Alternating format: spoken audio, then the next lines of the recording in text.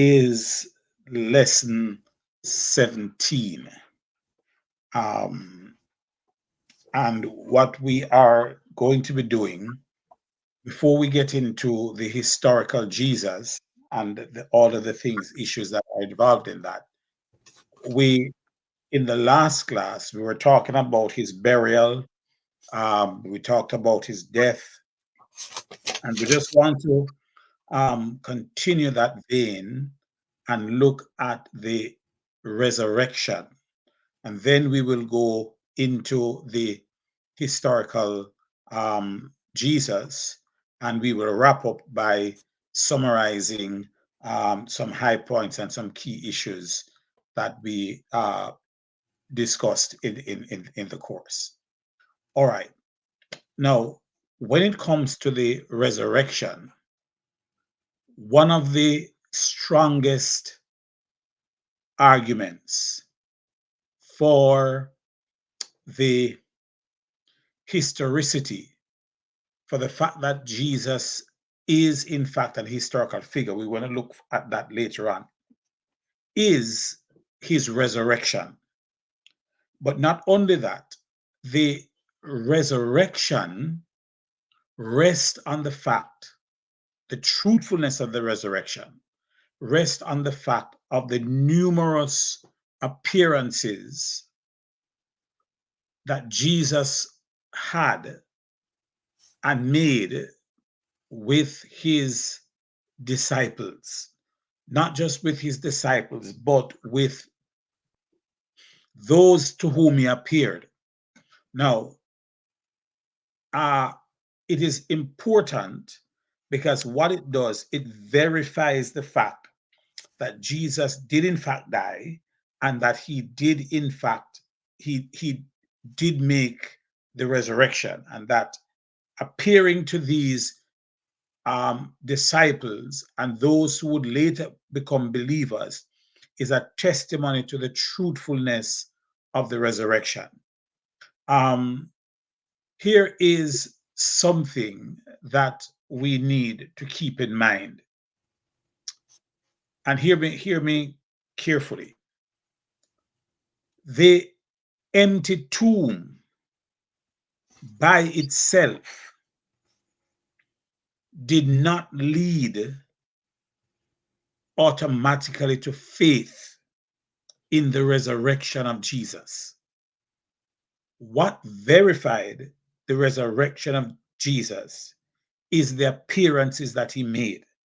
I'm going to say that again because it's important. The fact that there was an empty tomb does not in and of itself produce faith.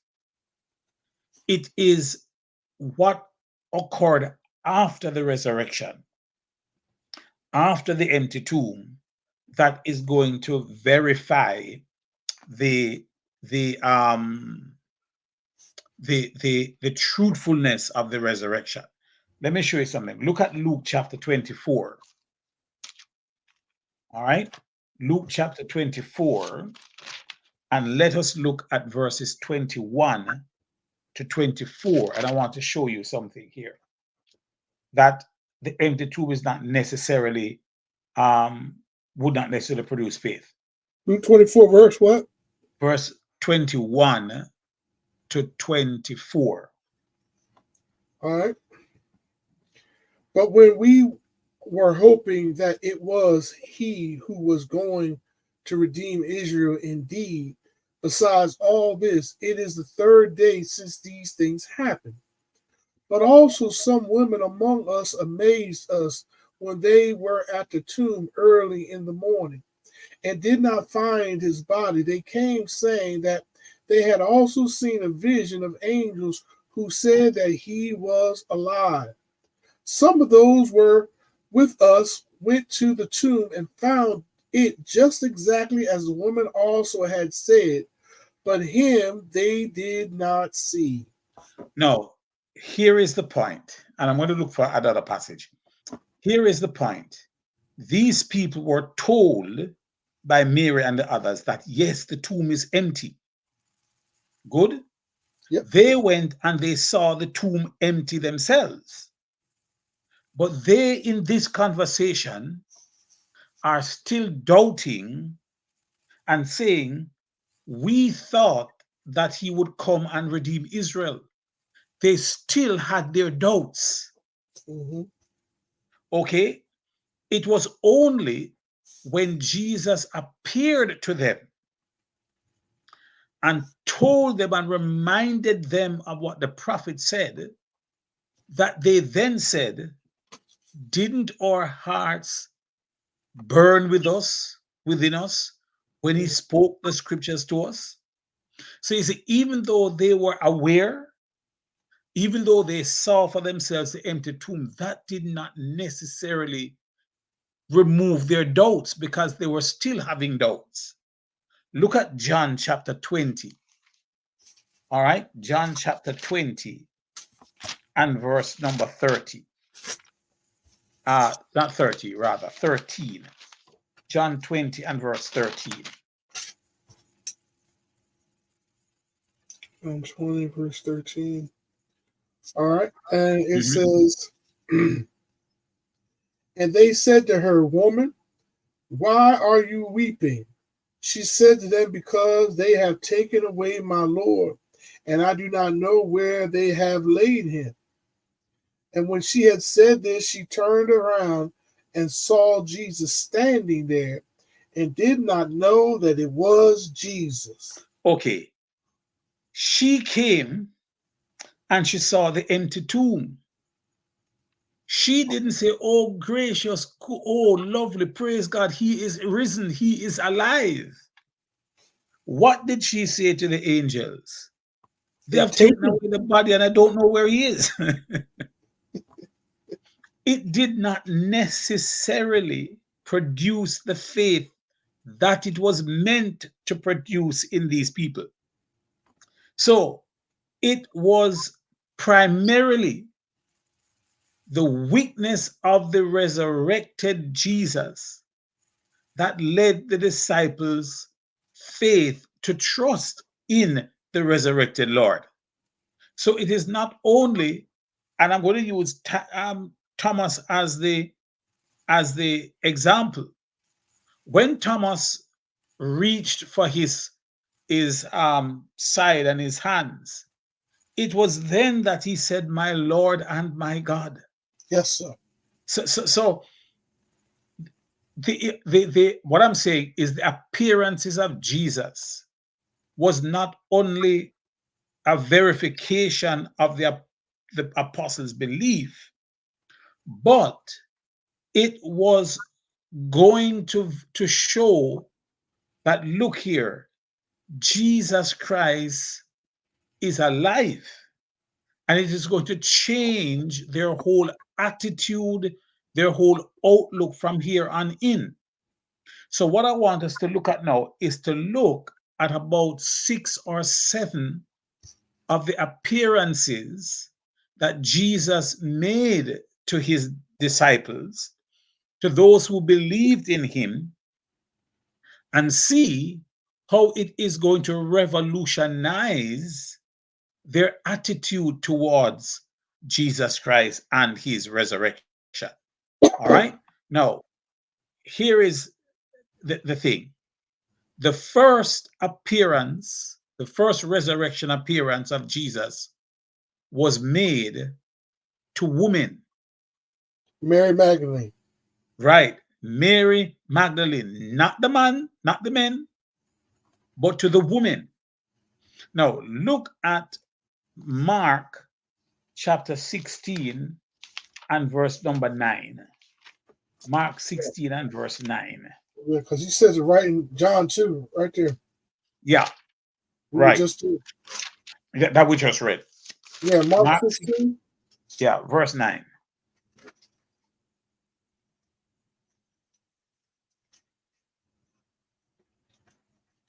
Now, after he had risen early on the first day of the week, he first appeared to Mary Magdalene, from whom he had cast out 7 demons. All right. So he comes to Mary Magdalene. Now, Mary Magdalene came with the other woman to the tomb on the first resurrection Sunday. Hmm. Because verse 1 says, after the Sabbath was gone, then after the Sabbath was past, Mary Magdalene, Mary the mother of James, and Salome brought spices so that they might go and anoint the body. Now, the angel comes to Mary. The angel told her and the other woman not to be afraid. Why? Jesus was risen from the dead. What the angel said to them is, go and quickly, go quickly and tell the disciples that Jesus was risen, that he is not here, he is risen. All right. Now, um, when the woman saw that the stone was rolled away, and when they heard the announcement from the angel that Jesus was not there, what did Mary Magdalene do? She ran and told the apostles that he was resurrected. Look at how the synoptic writers paint this picture. Matthew, we don't have to read Mark 16:8 again. In fact, we just read verse 9, but um, verse 8 says of Mark, and when they went out and fled from the tomb, for trembling and astonishment had seized them, and they said nothing to anyone. Why? They were afraid. So Why? what passage was that? That Mark 16:8.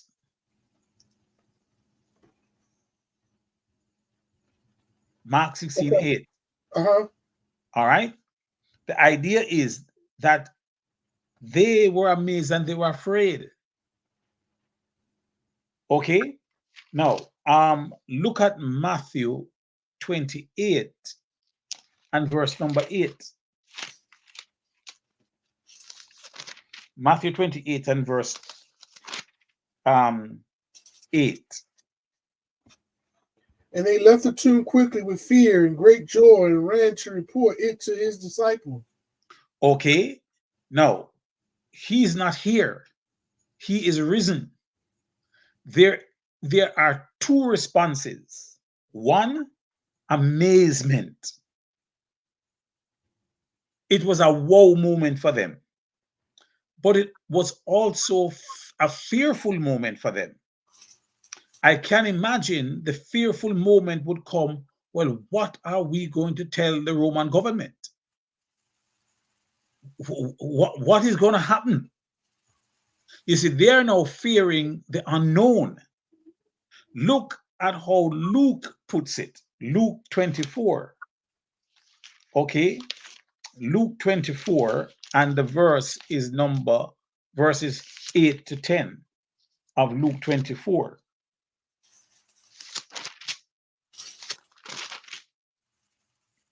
Verse 8 to verse 10.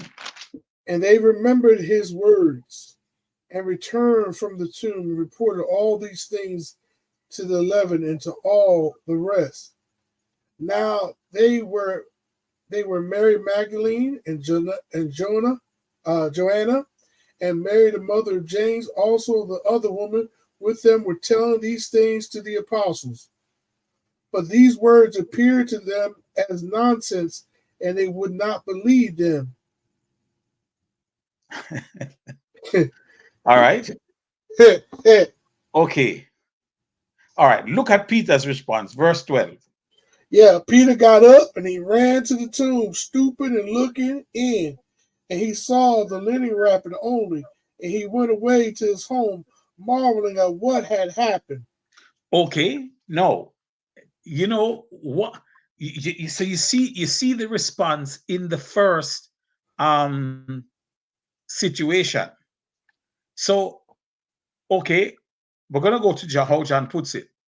Now, Peter and John, okay, let's just read John 20. John 20. And the verse is number 2.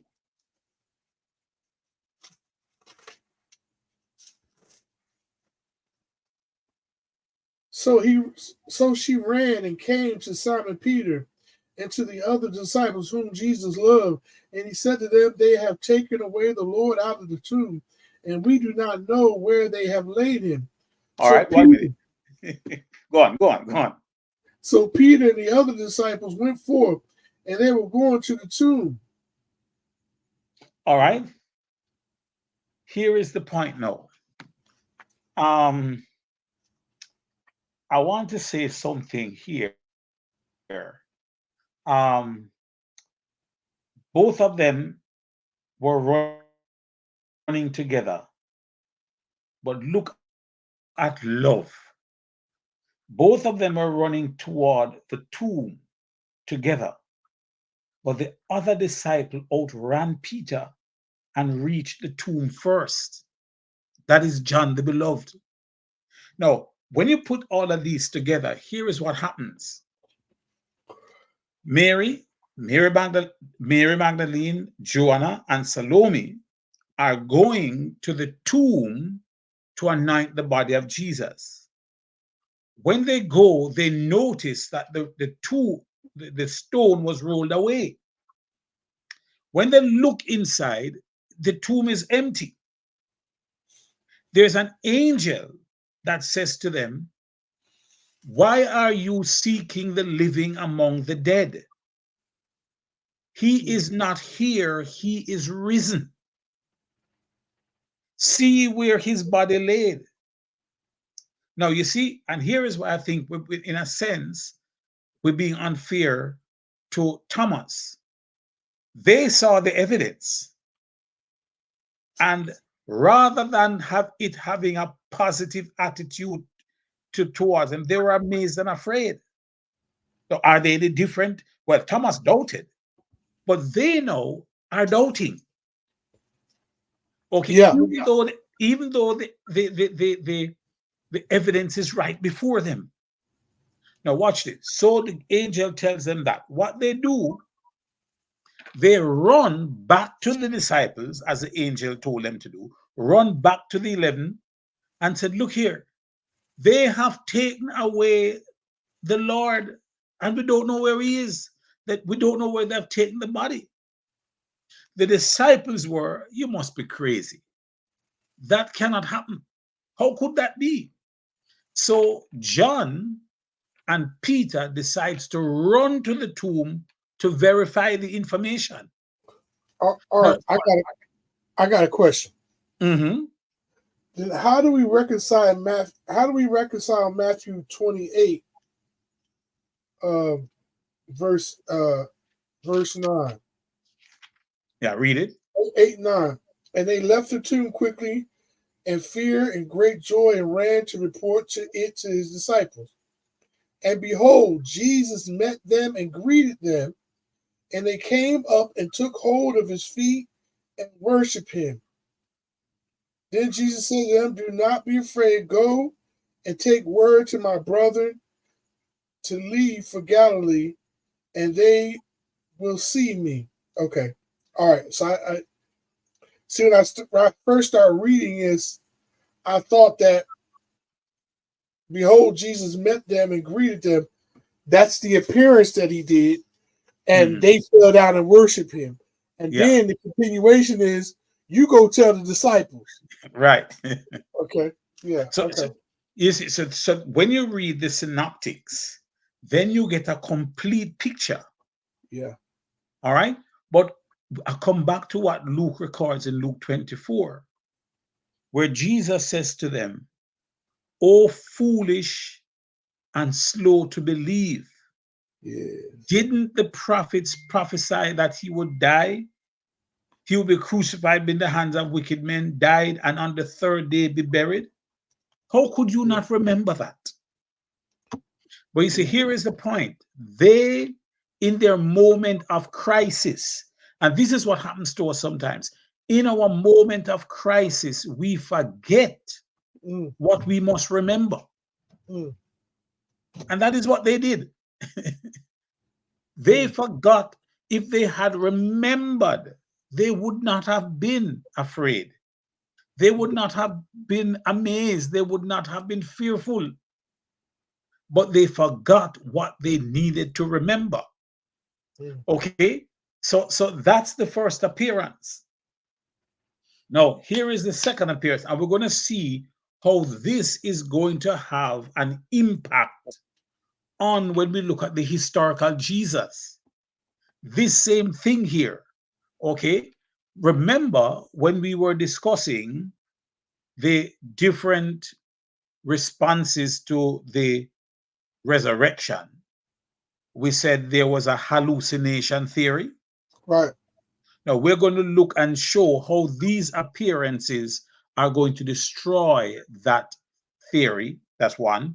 And how it is also going to destroy the idea that there is a historical, factual Jesus. But we'll come back to that. Now let's look at the second appearance. Now, the second appearance is found, as you just read, in Matthew 28, verse 9 to 10. I won't read it again because you just read it. The second appearance of Jesus was probably to the other woman. You asked me how you reconcile it? Mm-hmm. Appearance to the other woman who had come with Mary to the tomb. Now, the woman listed in the Gospels were Joanna, Salome, and Mary, the mother of James.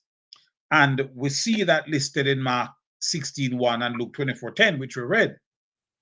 Now, they met the risen Jesus after they told the disciples about the empty tomb.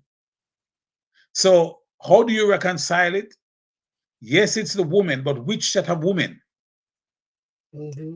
Because this is now after the first set had gone to explain to the apostles what they saw, to the disciples what they saw. And now this is where now they're coming to worship. So now that is the second appearance. All right. Now, importantly, now let's look at the third appearance that Jesus is going to make to his disciples. The third resurrection appearance was to Peter on the afternoon of the resurrection day. So there are no, we don't have specific details given about this encounter, but Luke gives us some insight into it. Look at Luke 24 and verse 34. Luke 24 and verse 34.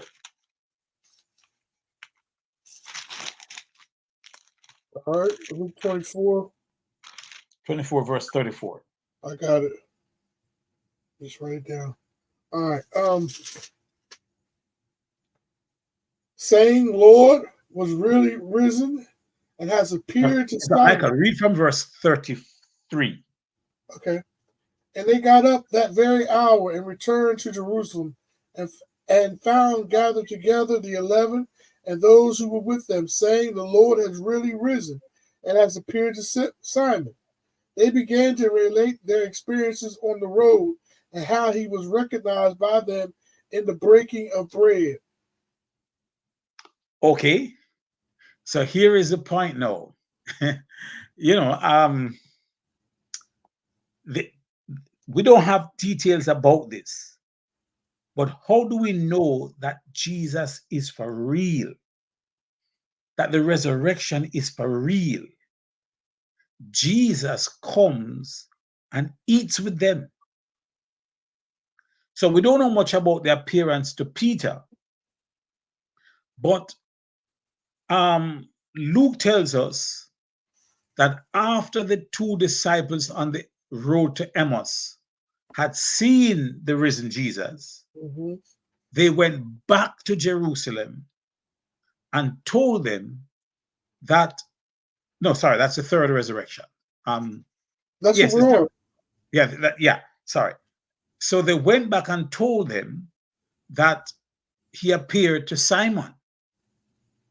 Now, this means either that the Lord had told them that he appeared to Simon, which is not really the case, and that he did not recognize him, or that Peter, on his way back to Jerusalem, explained what happened. All right?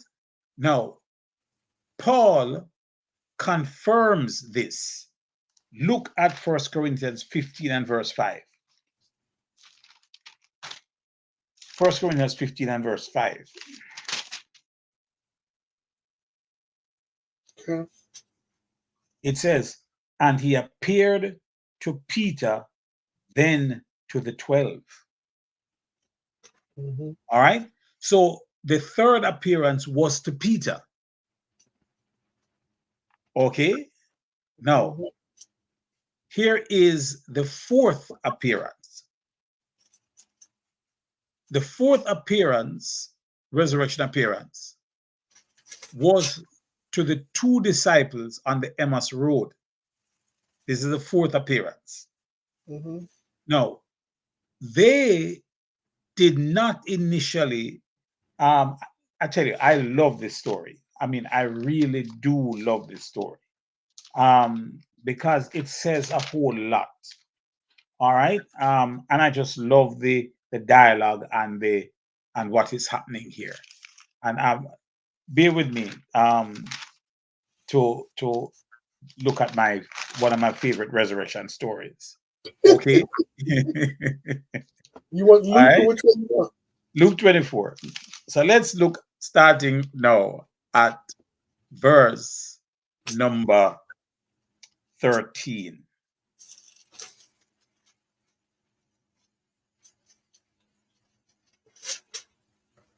All right, verse 13. Yeah. And behold, two of them were going that very day to the village named Emmaus, which was about 7 miles from Jerusalem. And they were talking with each other about all these things which had taken place. While they were talking and discussing, Jesus himself approached and began traveling with them. But their eyes were prevented from recognizing him. And he said to them, what are these words that are exchanging with one another as you are walking? And they stood still, looking sad. One of them, named Cleophas, answered and said to him, are you the only visiting Jerusalem?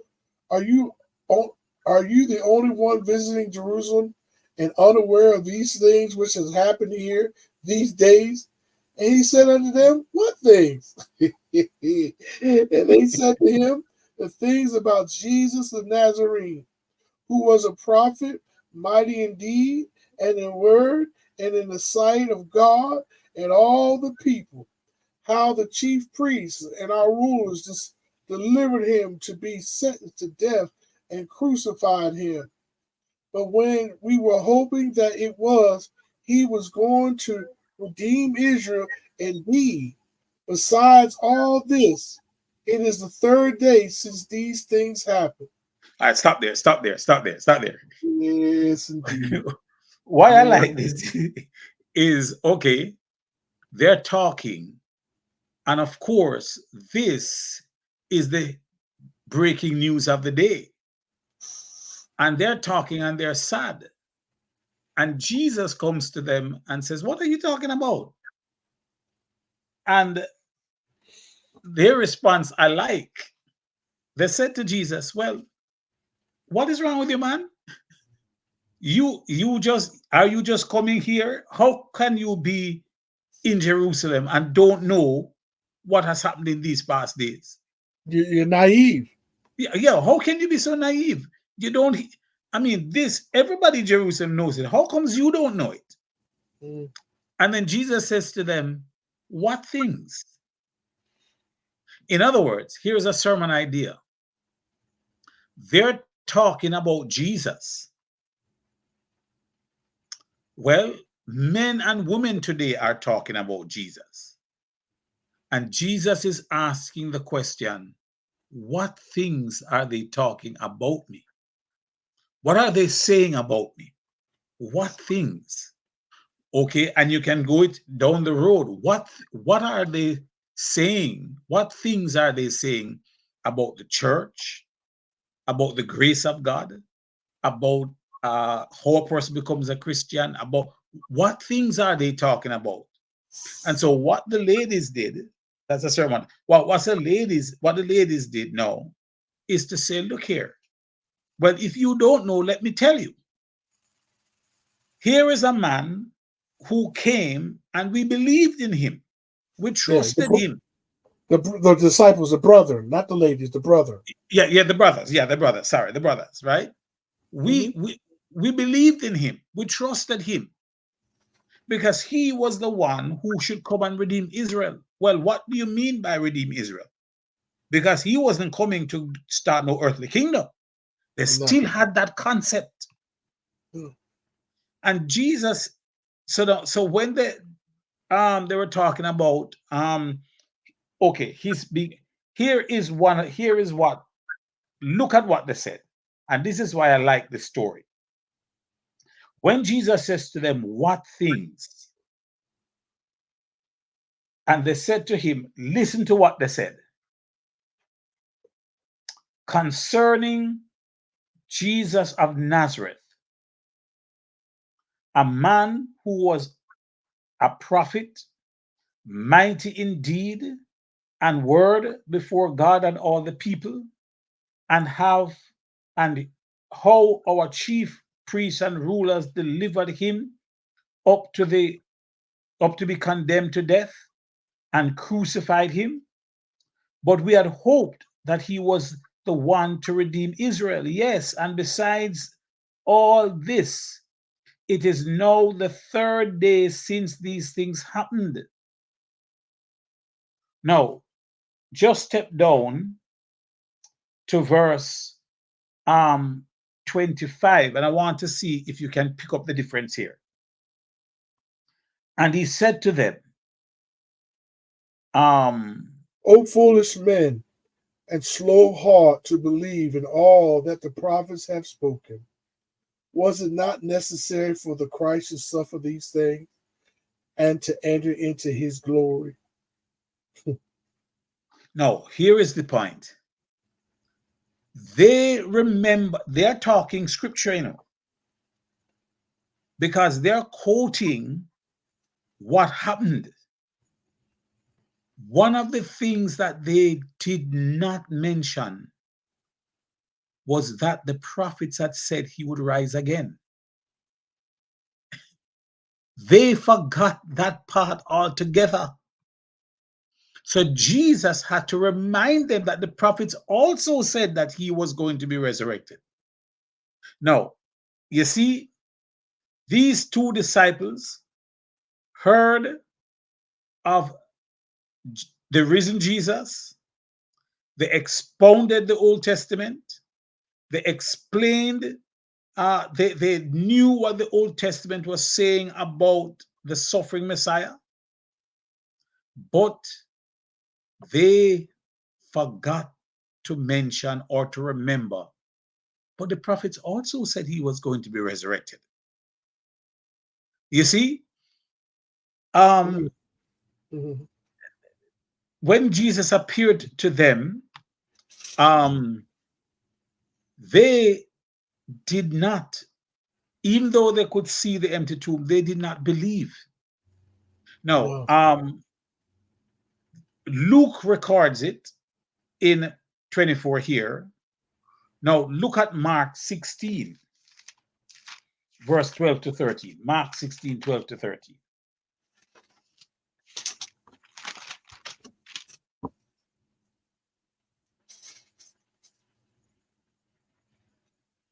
After that, he appeared in a different form to two of them while they were walking along on the way to the country. They went away and reported it to the others, but they did not believe them either. All right. But he's risen. The tomb is empty. And you still don't believe? The appearances of Jesus now is going to make that point that they no, it's full time now that you believe. I want us to go back to Luke 24 though, and I want to show you something here about just They a didn't, yeah. they didn't recognize, they didn't see him until they started having fellowship with him. We Ah, we don't recognize God until we have fellowship with him. yes, yes, but look, and perfect point. Perfect point. In fact, when we look at when Jesus appeared to them and they were eating and Thomas was not there, you know, what Thomas missed, you know, but anyway, we come to look at that experience. Look at something here now. Um, Jesus now is talking with them, walking with them, and all of that.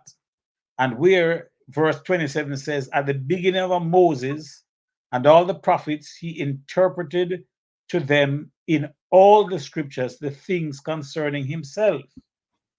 Now, remember, now they are walking towards the village, and I want you to see it might be That's an a long insignificant, that's a long walk. yes, but he's walking and talk with them, and they still don't recognize him. But now, here is the point. So they drew near to the village in which they were going. Look at Jesus now. He acted as if he were going further, but they urged him strongly, saying, stay with us, for it is toward evening, and the day is now far spent. So he went in to stay with them, Mhm. and he's going to eat with them at the table. We're going to come back down to that. They're walking, going to the village. Jesus pretended or acted as if he wanted to continue and leave them. It says, Luke says, he acted as if he were going further. What is Jesus waiting on? Their invitation. Jesus wants them to invite him in. So it's as if Jesus is playing a mind game with them. All right. Now, um, it's as if he is saying, "But no, watch the story. Watch the story." When verse 30, when he was at table with them, he took the bread and blessed and broke it and gave it to them. Watch this. And their eyes were opened and they recognized him. But, well, and he vanished from their sight. Watch them now. Then they said to each other, did not our hearts burn within us while he talked us to us on the road, while he opened to us the scripture? And they rose that same hour and returned to Jerusalem. And they found the 11 and those who were with them gathered together, saying, here is the truth now that they come to recognize. The Lord is risen indeed and has appeared to Simon. Then they told what happened to them on the road and how he was known to them in the breaking of the bread. This is the point you're making. They noticed them. He he became clear to them when they were fellowshipping with him, and that's the point you make. So No, the fact that Jesus Christ could appear to them and eat with them is proof that he is risen. It's no All right. hallucination. No hallucination. There is no hallucination. Now watch this though. Let's look at the fifth resurrection appearance. This is now Jesus is going to pay a visit. He's going to pay a visit to the 10 disciples, and they're in the upper room. And this is a Sunday night. Okay. Now look at again. Well, Luke, we just read Luke 24:36-43. Now, this is the case where the 10 are present. It should have been 11, but Thomas is not there, right? Mm-hmm. Of course, Judas is dead, right? That's fine. But not fine that he's dead, but he's out of the picture. There are 11 of them. Thomas is not there. So the 10 disciples, minus Judas, sorry, minus Thomas, Jesus comes to them, eats bread and fish with them. Why? To prove that he was not a ghost. Because he came through the door. When I say through the door, it means he didn't open it. He just appeared. And they thought that he was a ghost or something. Mm-hmm. And Jesus showed his disciple. In fact, let's read what Mark says. Mark 16:14. Mark 16:14. Mark has got a shorter version of it. Yeah. Mark has a short. Well, we read Luke, so we won't deal with Luke. Perhaps we might, yeah. You know what? Let's read John. John 20. And since Mark is a shorter version, let's read John 20. Okay, John chapter 20. And we're going to stay there because he's going to come back again with Thomas. John 20, and it is verse 19-23. All right, John 20, 19-23. Mm-hmm. And so when it was evening on that day, the first day of the week, and when the doors were shut, the disciples were for fear of the Jews. Jesus came and stood at their midst and said to them, "Peace be unto you." And when he had said this, he showed them both his hands and his side. The disciples did rejoice when they saw the Lord. So Jesus said to them again, "Peace be unto you. As the Father has sent me, I also send you." And when he had said this, he breathed on them and said to them, "Receive the Holy Spirit. For ye forgive the sins of any, for their sins have been forgiven them. If you retain the sins of any, then they have been retained." But Okay. Thomas, the 12, called Jesus. No, don't read Thomas. Don't read Thomas. Yeah, Thomas wasn't there. Thomas wasn't there. He's going Right. to come later. Okay. So Jesus comes and Jesus says, "Look here, I am not a ghost." You see, they were meeting together, huddled together for fear. Mm-hmm. But you see, Jesus comes in their midst and deals with their fear. He takes away their fear. How did he do that? I am risen. So their belief in the resurrection is going to bolster their confidence. So Jesus gives them proof. Look at my hands, look at my feet. I am Jesus. Now, what they did, what Jesus also did, Jesus settled their spirits. Peace be unto you. So in their fear, in their horror, and in their dread, in fact, this is so good preaching that Jesus can give us peace even in our most dreadful moments. This That's is right. one of the things. This is one of the things that we learn from here. But That's right. not only that, Jesus doesn't only give them peace. Jesus gives them a charge. Jesus says, "As I have sent you in, as the Father has sent me, I am sending you into the world." You see, so what we have here in the person of Jesus and coming in this fifth appearance, Jesus is allaying their fears. Jesus is taking away their fears, giving them peace, giving them a charge because, and not because, I shouldn't say because, and he is saying to them, I can give you peace in the midst of your fear.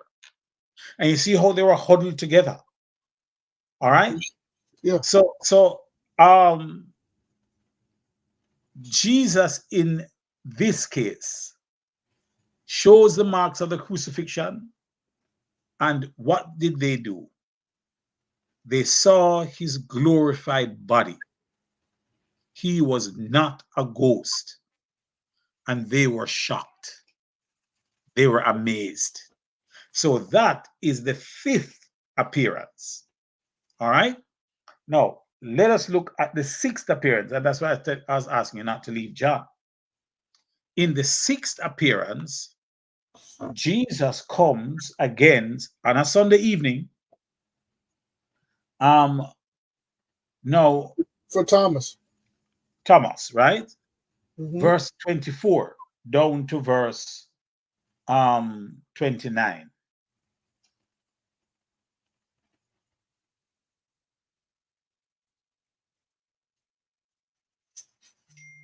All right. Mhm. So they said, you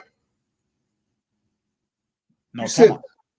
no. I'm in the wrong chapter. Mhm.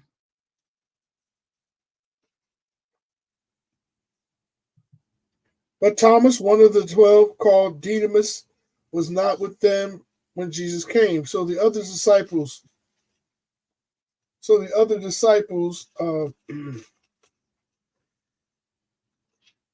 saying to him, "We have seen the Lord." But he said to them, "Unless I see his hands, the imprint of the nails, put my finger into the place of the nails, and put my hands to the side, I will not believe." After 8 days, his disciples again inside, and Thomas with them. Jesus came, the doors having been shut, and stood their midst and said, "Peace be with you." Then he said to Thomas, "Reach here with your finger and see my hands, and reach here your hand and pull it and put it into my side, and do not be unbelieving, but believing." Thomas answered and said to him, "My Lord and my God." And Jesus said to him, "Because you have seen me, you have believed.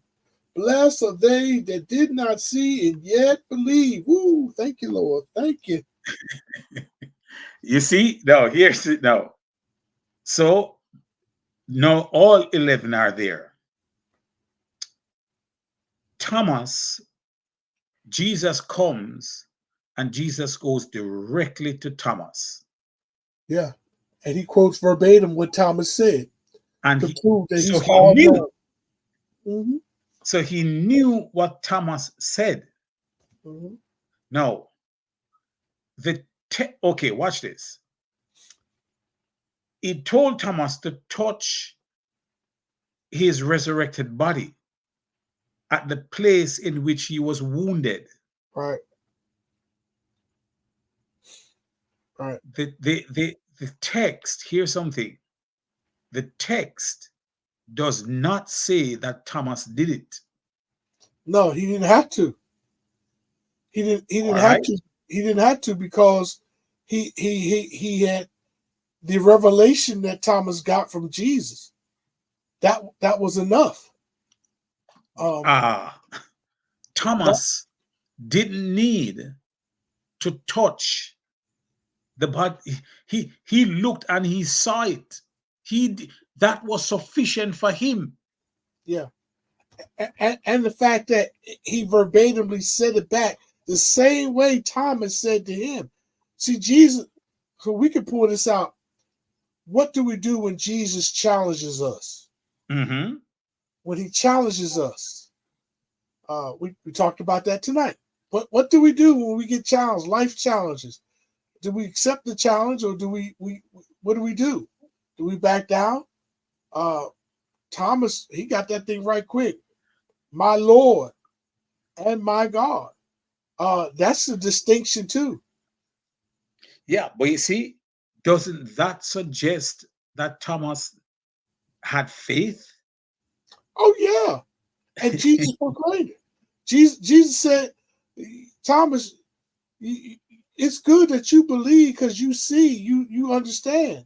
But blessed are they that Mm-hmm. believe yet have not seen. So that's why the attitude of faith still comes in here.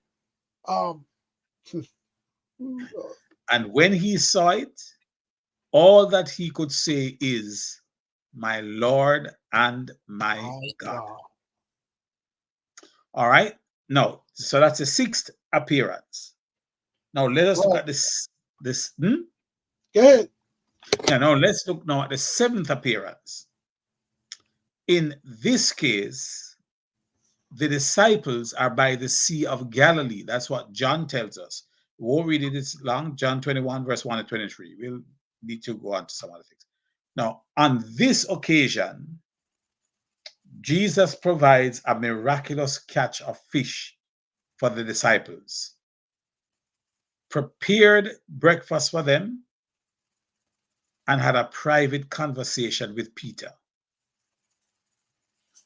Peter, let me ask you a question. Do you love me more than these? Do you love me? Do you love me more than these? Do you love me more than these? You see, Peter, I want to say something. Peter was getting annoyed. Oh yeah. Peter said, Lord, you know I love you. Peter, do you love me more than these? You see, one of the things here, as some people have pointed out, that Jesus is saying, Peter, do you agape me? Mhm. Lord, you know that I filio you. They're using two different words. Jesus says, Are to what extent do you love me, Peter? Do you love me as a friend, or do you love me enough to sacrifice for me? Do See, you love me, Peter? see that challenge goes because Peter said that more than one time. Mm-hmm. Telling Jesus, John bears it out. Uh, Matthew bears it out. Uh, the fact that he would deny the Lord three times. We look at the alternative argument, but John brings it a little bit more clear when Jesus says, "I give you a new commandment, not that you love one another, but love one another as I have loved you." Uh, Mm-hmm. Jesus raises the bar. That is the sacrificial love, the agape love that God has for us, not the phileo love. Uh, Mm-hmm. because Peter made it all the time. Lord, I'm ready to die for you. No, as a friend you'll die, but you're not ready to die because I'm your Lord. You you Mm-hmm. you still think you're on evil. Let me be careful. You still think you're on evil playing ground with me. The same way when Jesus told him in Matthew 16, he said, "Listen, flesh and blood have not revealed this unto thee, but my Father which is in heaven have revealed it unto thee." Now we go down, we understand Jesus says to him about the keys to the kingdom. And then as soon as Jesus explains to his death, burial, and resurrection, not so, Lord. Not and what did Jesus say, friend? He said, Satan, get thee behind thee. For you not Right. saving the things of God, but you're saving the things of man. God, you ain't got no part, no lot into this. So, and I know there's some brothers get upset when they want to deify Peter. Oh, Peter, Peter, Peter, Peter. Oh, Peter Yeah. got put in his place. Yeah.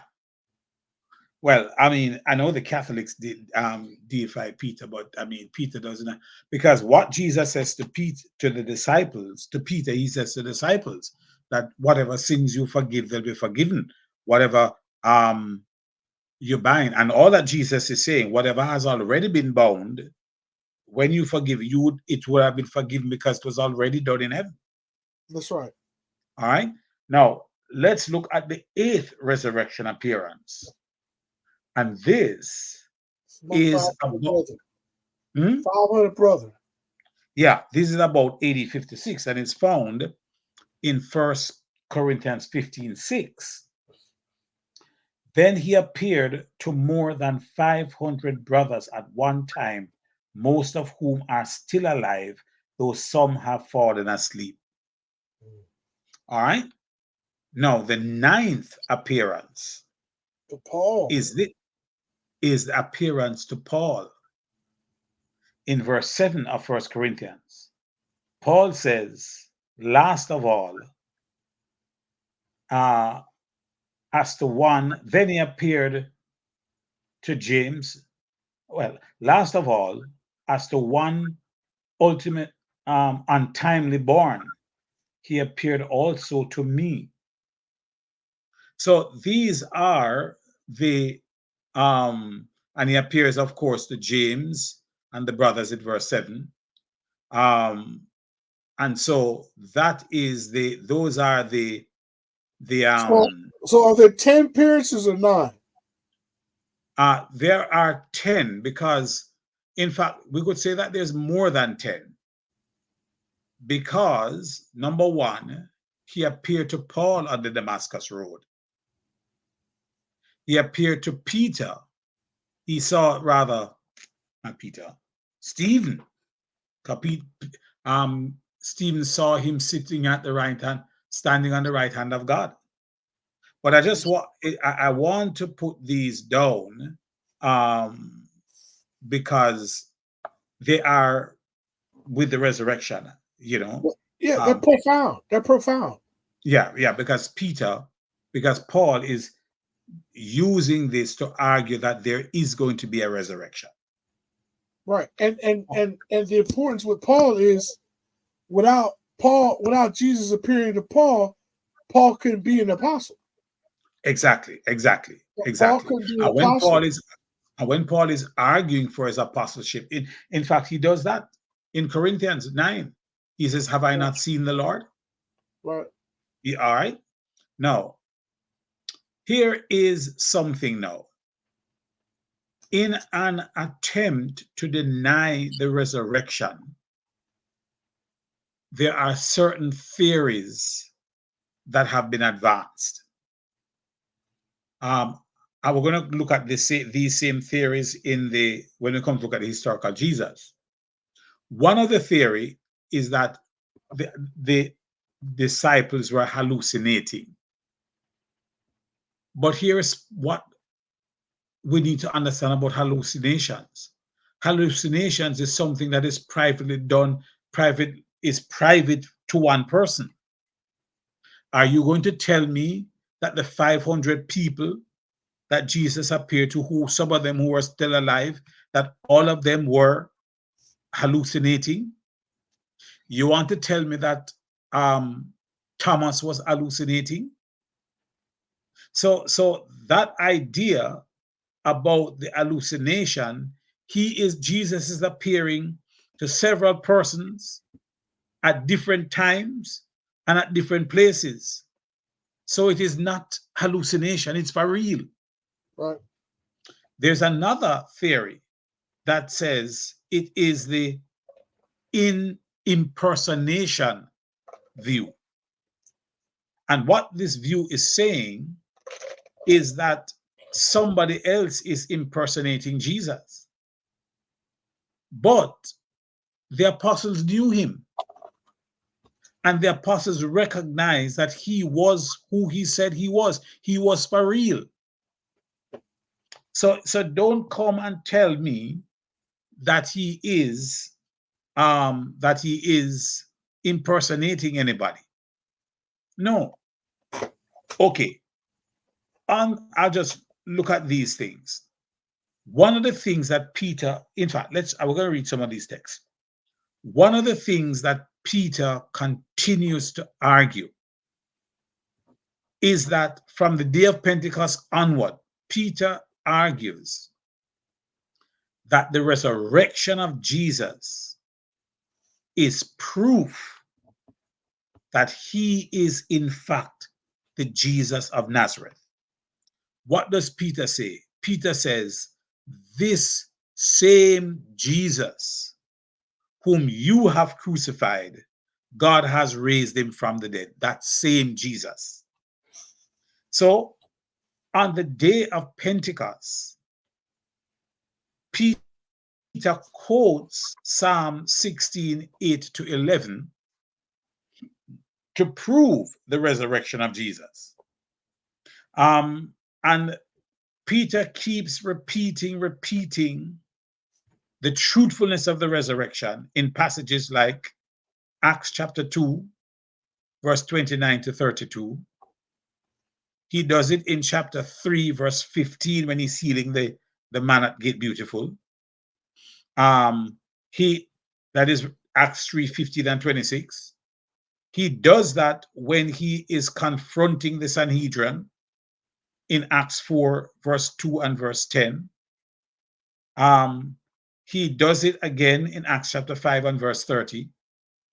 And he does it when he is at Cornelius' house in Acts chapter 10 and verse 36 to 41. Now, the idea here is, the idea here is that we have ample proof that Jesus Christ, Paul would say that the same Jesus that descended into the earth in Ephesians chapter 4 is the same Jesus who was risen from the dead, right? He appeared to Paul, as we just read. So now, all of this attempt to deny the resurrection of Jesus falls flat, right? Because there is no hallucination, there is no impersonification, impersonating rather. You see, Jesus is risen from the dead. As the angel said, he is not here, he is risen. But not only that, the apostles, John tells us, Luke tells us that they were eyewitnesses of the resurrected Christ. They were eyewitnesses, so they are not. Jesus is in fact risen. All right. Now, so I want to look at something here to show us that Jesus was in fact resurrected. Because I want us to take a little break.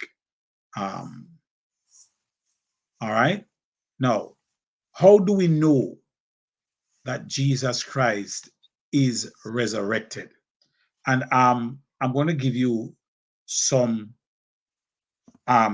reasons why we can know that Jesus Christ was resurrected.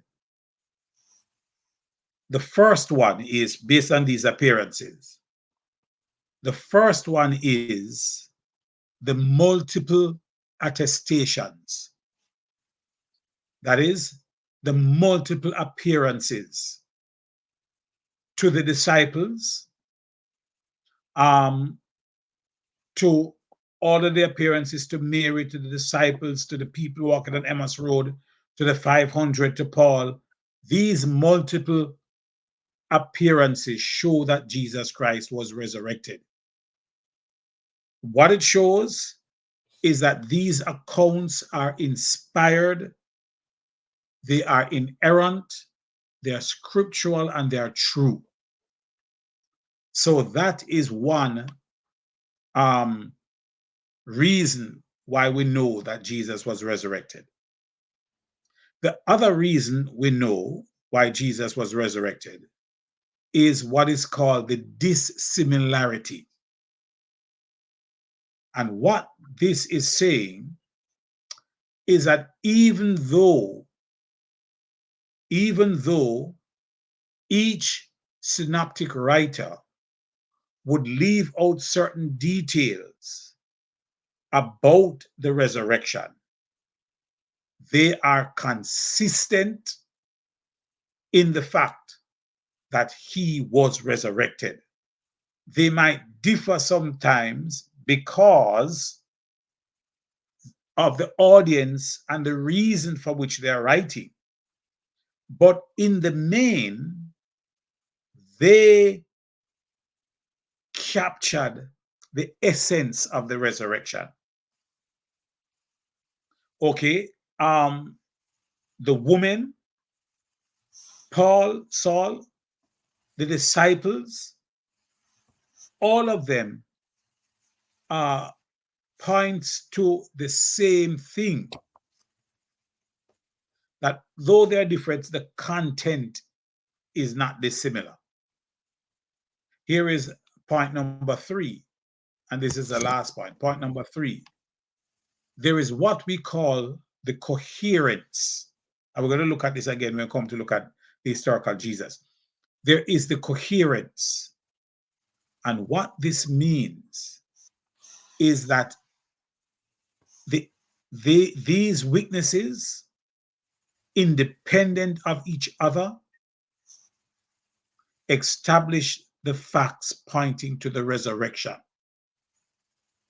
The report of the NT2, the resurrection appearances, the, the fact that the disciples moved from fear to boldness can only be as a result of their belief in the resurrection. They cohere together. In other words, their arguments mesh. There was no contradiction in the argument. All right. So the idea here is that in the resurrection, rather in the appearances of Jesus, we see the truthfulness of the resurrection. All right. Let's take our break. It's now 8:45.